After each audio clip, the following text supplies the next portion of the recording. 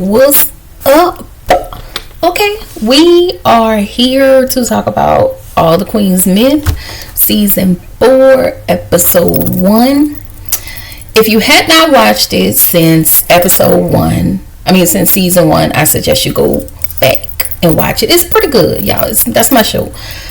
But because I'm new to the YouTube world, I decided to add this to the repertoire of it all and just start at Season 4. So the episode is called Hail Mary. Alright. So the episode starts with Madam calling concierge asking where's her daddy. Because y'all know how hard Madam goes behind her daddy. She don't play about him. Y'all know that song. I don't play about him.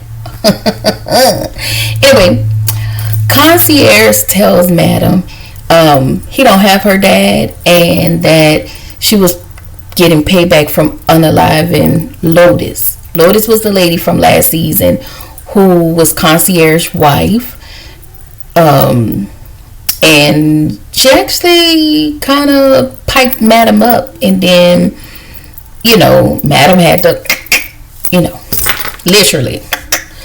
So Madam asked if his father Santiago, which is actually Lotus's father, that is just concierge's father-in-law, has taken her dad, and he tells her that's her mystery to solve. He tells her good luck and sends his condolences to her father.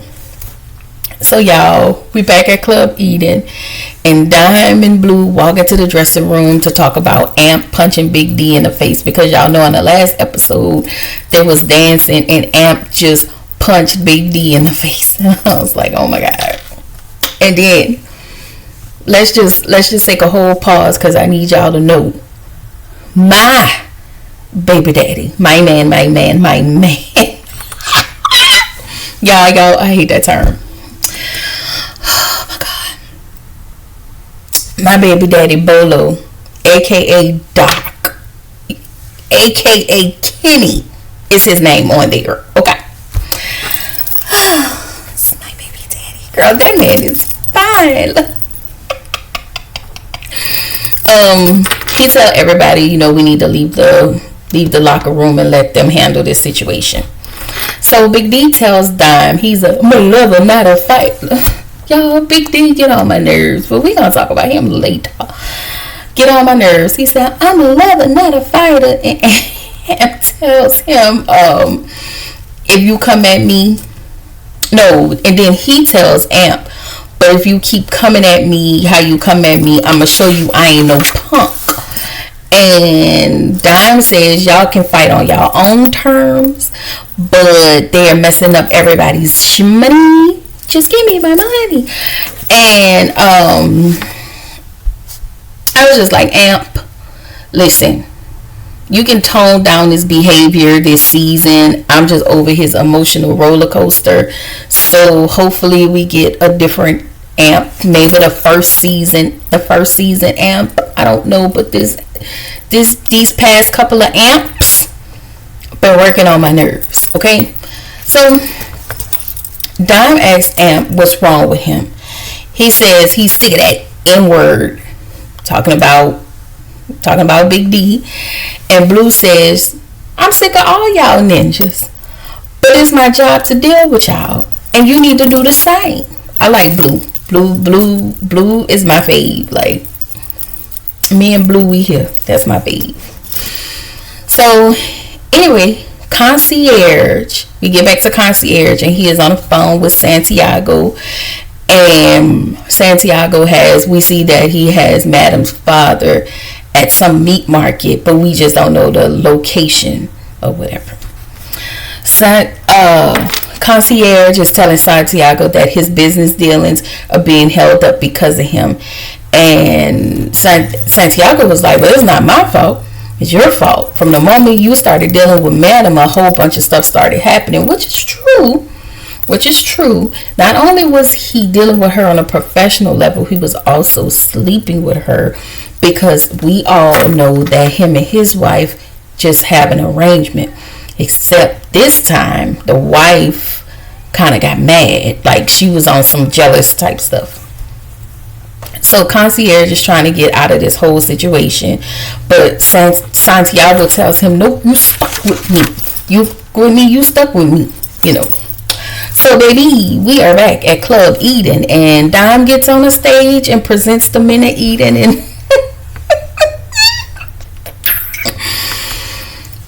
sorry, I'm always here for those scenes, always. And I was just like, where them dollars at? Where them dollars at? You know, Gangsta Boo, rest in peace. You know, but you know, the main stage in Eden is always my happy place with the Divine Five. Not the Divine Nine, y'all. Don't get that confused with the Divine Nine. I mean the Divine Five. Or is it six? Oh no, it's the Divine Six, okay? And I just want y'all to know, these men never leave a dry seat. You know, they never seem to amaze me. They always leave without allowing the ladies to have a dry seat catch. So yeah, we head over to the precinct with Detective Davis and DA Rods, whatever her name is. So DA Rods is asking about an update, and Detective Davis, y'all know that was the one who been sniffing around since episode 2, and then that was the one last season who was messing with my baby daddy. Okay. She found a shirt from Doc that matches Tina's blood on it, and I want to say Tina was that baby mama. I want to say Tina was the lady from the first season. I don't know, but D.A. Rod tells Detective Davis that she didn't think her undercover plan was gonna work, and I'm not gonna lie, I didn't think it was gonna work either. I feel like the only reason it didn't work was because she didn't get Doc where she wanted him to be emotionally with her. I think if Doc was all in, I think some way she would have compromised her job just to be with him. Whatever feeling she says she don't have, girl, you lying. Okay, I just think that she lying. But you know, we see that they both have had it in for Madam. They've always wanted to get Madam, and it's, y'all know Madam, my girl. I know she ain't, you know. But that's my girl. So we had Fuego out, you know, on the floor dancing. Madam pull him up the floor, call him in her, you know, so she can come in the office. And he told her, you know, hey, find my daddy. He was like, I thought we buried your daddy. She was like, sir, mind your business. We ain't got time for all that. Just find my daddy from this number, from this phone, and blah, blah, blah. Do your magic. Don't say nothing else till you find my daddy. Okay? So Blue walks in Madam's office and asks Madam to figure out the situation between Trouble and Champ. And Madam tells Blue somebody has her daddy. And Blue was like, who? Cause y'all know Blue she stay on ready. Okay? My girl stay on ready. So Madam was like, I don't know.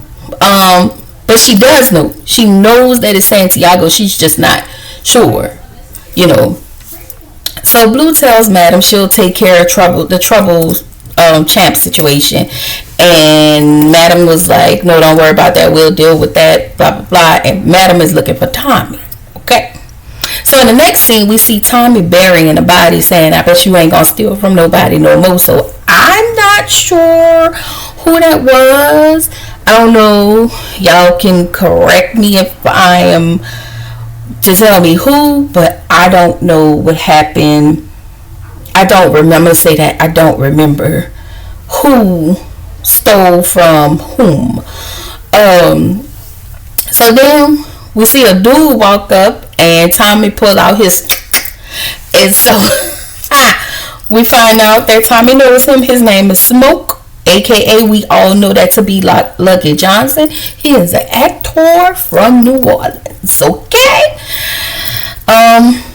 we're we're glad to have you on this show. Okay, gotta want to see good things from my New Orleans people. So, anywho, we get to the next scene where Miss Tandy is outside of the club waiting for Babyface, asking him she needs him to get her a pow pow, and she says that she needs it tonight. He said he'd see what he can do. Y'all, let me tell y'all why Babyface is probably my least fave, because the ninja is mean AF, scamming, conniving, mean AF, and that's it. So we get back to the scene where Tommy walks in the club and he checks on Madam, tells her he saw Smoke, and he tells Madam that Smoke is looking for work. And when Madam, she said, basically Smoke can deliver whenever you find Santiago, and Madam was like, no, she's gonna do that herself. So Fuego tells Madam it's gonna take him a while to find the location of her father, and y'all, Madam ain't trying to hear none of that. Like, if I put you on this computer right now, I need an answer within 5 minutes, and that's way too long because I need an answer in 60 seconds. Okay, so Babyface go down to the locker room, ask Midnight for a gun. I'm sorry, a pop pow. He pulled down his bag. He got a couple of pop pows in the bag, and tell him, listen, you ain't get it from me. If you get caught, wipe it down. Don't trace it back to me because I don't know what you're talking about. So in the next scene, Concierge is on the phone with someone planning to basically unalive, just try to kill two birds in one stone, Madam and Santiago, literally. So, at this point, we get back to Madam's office. Fuego is still on the computer, and at this point, Madam is really unreasonable, when it comes to her father. And then she get a call from Santiago, and threatens her, about her father, and tells her what she wants, what he just threatened her pretty much. And then he took a knife, and y'all, he had cut out Madam's dad's eye. I was like, man, that's a lot. So we get in the club, and Big D still flirting with Dime. Amp and Dime still playing games. Amp make amends with Dime and apologize to her, and at this point they still get on my nerves. So D.A. Rods gets a phone call from someone about Madam. They have enough evidence she gets a phone call about that shirt being the match to somebody named Tina's blood. The blood that's on Tina's shirt is whatever's matching with whatever. And so now they have enough evidence to indict Madam for what happened to Tina. So then we get to scene where Doc gets home, and he finally figures out that Tina's shirt is missing. So y'all, Concierge called Madam, talking about, you owe me. Madam was like, I don't owe you y'all know how Madam is. And Concierge once he called, Fuego was able to connect that call and figure out that they was in Mexico. So guess what they do? Her, Blue, and Tommy go to Mexico and F some stuff up. That's what she said. That's what I'ma say. So in the next scene, Babyface walks in Miss Tandy's house and asks her why she wanted the gun. She was like, do you really want to know? He was like, no, let me mind my business and stay over here. This don't have nothing to do with me. You don't know me. You ain't get it from me. You ain't get this GUN from me. Whatever. And you do whatever you gonna do. So Trouble is somewhere in some basement, trying to find her way out. Y'all, Trouble is trouble all in his self. I cannot. Sometimes, I cannot. Anyway, so we get back to Midnight's house, and baby, he is doing what he does best, and that is women, drugs, and doing the do. Okay. Well, that would be the the same thing, doing his drugs and women. So the lady sniffed the coke off of his, and then she starts to rock the mic, and while she's rocking the mic, he gets a phone call from Doc while all of this is going on. So Doc pretty much knows him. Doc was like, listen, the shirt is missing. And he was like, you called me because you let such and such just take one of your shirts. It was like, no, not that shirt. Tina shirt. And so before they talk about the shirt, Doc tells Midnight that that Detective Davis burnt him. So he was like, it ain't herpes, is it? So you got to cover all your bases to see, because again, these are dancers, these are random people, and everybody get buck wild every once in a while. Okay. So he was like, no, not like that. So somehow she went in the back. Like, I just don't understand, how did she know to go to the back of your closet to find a shirt in particular? But he said he was in the shower when all of that happened, when she stole the shirt.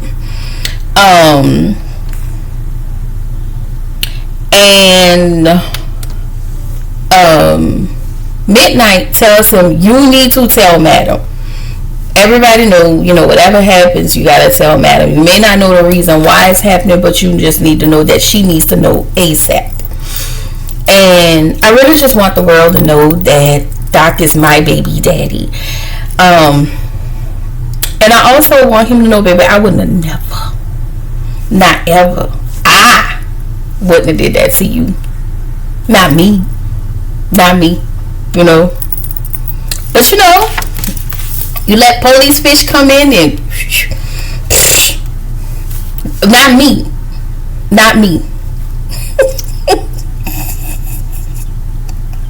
I'm sorry, y'all. Sorry. Anyway, Big D is sitting out eating at this little mom and pop shop, and then Dime walks in to pick up. I think she actually picked up her food. She was leaving, and so of course he starts to flirt with her, and I am over him too. But he's still cute though. He real cute. And so as he was talking, I've always noticed his accent, so I was like, he must be from New Orleans, but apparently I think he's from Baton Rouge. I don't know, but his tone is more Nola, because he was like, to me. So we get to the next scene where Concierge is about to unalive somebody for not doing what he was supposed to do, and before he get the pow him, Madam had already powed him. Because if y'all remember, Fuego tracked this location when he called Madam early on. So in the next scene, Doc calls Detective Davis and asks her for the shirt.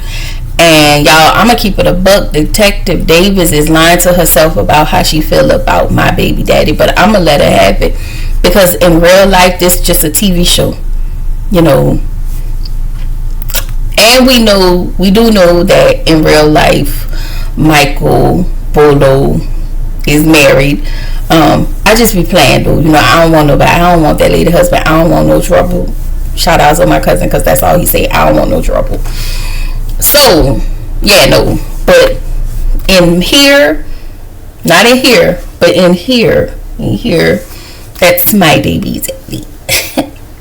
So the DA Rods has been, she walks outside, she's on the phone, and somebody at her. They miss her and get the police car, and we find out that's Tandy. Girl, I don't trust her as far as I can throw her. I really don't. Sorry about that. So Madam Blue and Tommy finds the location of her father. Blue tells her that they not go in hot, and y'all know Madam don't be trying to hear all that, so they went in hot, and it was just, the guns were just ablazing, and everybody got what they got because they got what they got. And so the final person they got to see was somebody named Pablo, who doesn't speak English, but of course Tommy speaks Spanish. And so Tommy cracks his neck, and this is where the episode ends, y'all. And I was like, okay, all right, we can deal with that. I'll come back to y'all with episode 2. But before y'all head out, please like, comment, and subscribe. Please and thank you. And I will be back with the next video.